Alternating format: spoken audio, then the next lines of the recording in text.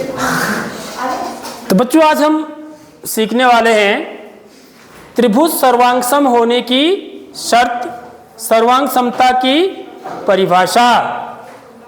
ठीक है, तो देखिए क्या कह रहे हैं, दो त्रिभुज सर्वांगसम कहलाते हैं यदि उनकी संगत भुजाएं बराबर हो। ठीक है, पहली चीज। दूसरी चीज, उनके संगत कोण बराबर हो।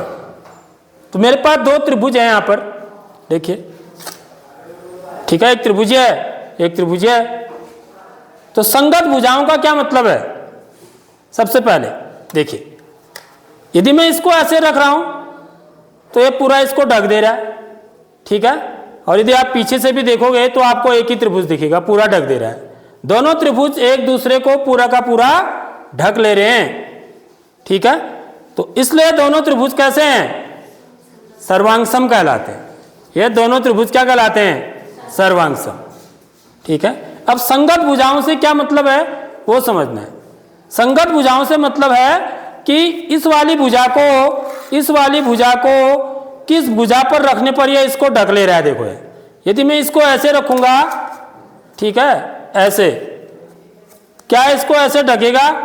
देख लो, एक छोटा एक बड़ा हो रहा है, तब नहीं ढक रहा है। देखो, समझ रहे हो बात? तो संगत भुजाओं का मतलब है कि किस भुजा को इसके ऊपर रख के ढक रहा है। तो इस भुजा को यदि मैं इस भुजा के ऊपर रख रहा हूं, ठीक है, तब इसको ढक रहा है। तो इस वाली भुजा की, इस त्रिभुज के इस वाली भुजा की जो संगत भुजा होगी वो क्या होगी बच्चों? इस वाले त्रिभुज के ये वाली भुजा होगी। ठीक है, देखिए ये। ठीक, ऐसे ही इस वाली भुजा के संगत ये जो दूसरा त्रिभुज है इसकी कौन सी वाली भुजा होगी? यह वाली। और इस भुजा के संगत जो ये वाली भुजा है, इस त्रिभुज की, इस वाले त्रिभुज की, इस भुजा के संगत भुजा कौन सी कहलाएगी? इस त्रिभुज की यह वाली भुजा कहलाएगी। ठीक है, तो संगत भुजाएं बराबर होने का यह मतलब है, यानी कि यदि दो त्रिभुज है मेरे पास ABC और त्रिभुज DEF, तो क्या होना चाहिए? संगत भुजाओं से मतलब यह है कि त्रिभुज ABC तथा त्रिभुज DEF में, ठीक है, AB की जो संगत भुजा है बच्चों वो क्या है? AB की जो संगत भुजा है वो क्या है? DE है। तो AB बराबर D। ठीक है, ऐसे ही AC की जो संगत भुजा है, या BC की बोलिए, BC की संगत भुजा कौन सी है दूसरे त्रिभुज में? BC की संगत भुजा, BC किसके बराबर है? EF के बराबर है। ठीक है, और तीसरी वाली जो भुजा है वो क्या है? AC। AC किसके बराबर है? DF के बराबर। ठीक है, इसी को बोलते हैं संगत भुजाएं बराबर हों, यह मतलब है। ठीक, दूसरी बात क्या कह रहे हैं? संगत कोण बराबर हो। अब संगत कोण से क्या मतलब है? ये दो त्रिभुज सर्वांगसम त्रिभुज है मेरे। ठीक है, तो यहां पर तीन कोण भी बन रहे हैं। ठीक है, एक कोण ये बन रहा है यहां पर इस कोने पर, एक इस कोने पर, एक इस कोने पर।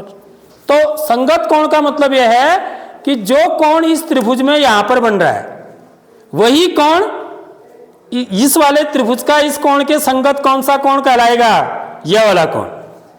ठीक है, इस वाले कोण के संगत ये जो कोण है इसके संगत कौन सा कोण कहलाएगा? यह वाला कोण। ठीक है, और इस वाले कोण के संगत इस त्रिभुज का यह वाला कोण। ठीक, इनको क्या बोलते हैं हम? संगत कोण। यानी कि क्या कोण A के संगत इस त्रिभुज में कौन सा कोण है? कोण D। ठीक है, तो कोण को हम कई प्रकार से भी दिखाते हैं, ऐसे भी दिखाते हैं। इस कोण को हम क्या लिख सकते हैं? कोण BAC भी लिख सकते हैं। कोण A को, ये भी याद रखना है आपको। कोण A को कोण BAC भी लिख सकते हैं। BAC मतलब कोण A ही है। CAB भी लिख सकते हैं, कोण CAB इसका मतलब भी कोण ए ही है, तो 3 प्रकार से लिख सकते हैं। ठीक है, ये चीज भी आपको पता होनी चाहिए। ऐसी कोण बी को भी, तो कोण ए बराबर कोण डी, कोण बी बराबर कोण ई, ठीक है, और कोण सी बराबर कोण है। तब यह दो त्रिभुज क्या कहलाएंगे बच्चों? 3 भुजाएं, इस त्रिभुज की 3 भुजाएं, इस त्रिभुज की 3 भुजाओं के अलग अलग बराबर है, और इस त्रिभुज के 3 कोण इस त्रिभुज के संगत कोणों के बराबर है। तब ये दोनों त्रिभुज क्या कहलाते हैं? सर्वांग सम कहलाते हैं। ठीक है, और इसको कैसे लिखा जाता है? त्रिभुज ए बी सी सर्वांग सम, ऐसा प्रतीक होता है सर्वांग सम का। त्रिभुज ए बी सी सर्वांग सम है त्रिभुज डी ई एफ के। ठीक है, देखो सर्वांग सम त्रिभुजों के संगत भाग बराबर होते हैं। संगत भाग में क्या आते हैं? ये आते हैं। संगत भाग का मतलब यह हुआ संगत भुजाएं और संगत कोण। ठीक है, संगत भाग से क्या मतलब हुआ? संगत भुजाएं और संगत कोण, दो ही चीजें तो हैं, तो भुजाएं हैं या कोण है। ठीक है, सर्वांगसम त्रिभुजों में संगत भाग बराबर होते हैं तथा इसे संक्षिप्त में सीपीसीटी भी लिखते हैं, अर्थात सर्वांगसम त्रिभुजों के संगत भाग बराबर होते हैं, यह मतलब होता है इसका। ठीक है, सीपीसीटी का मतलब होता है सीपीसीटी, इसको अंग्रेजी में लिखते हैं कॉरस्पॉन्डिंग, RRESPONDING,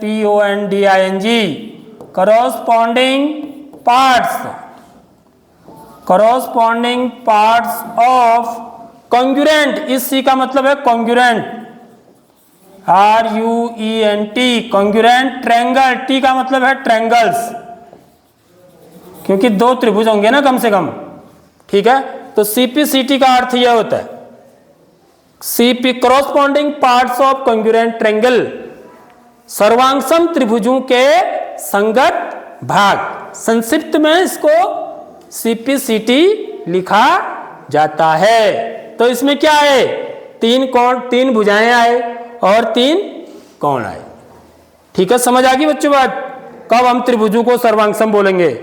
2 त्रिभुज सर्वांगसम कहलाएंगे यदि उनकी संगत भुजाएं बराबर हों, पहली बात।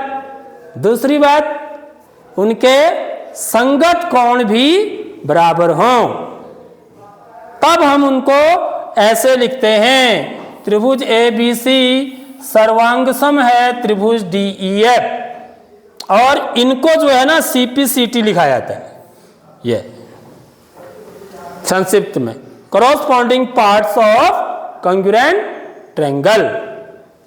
ठीक है।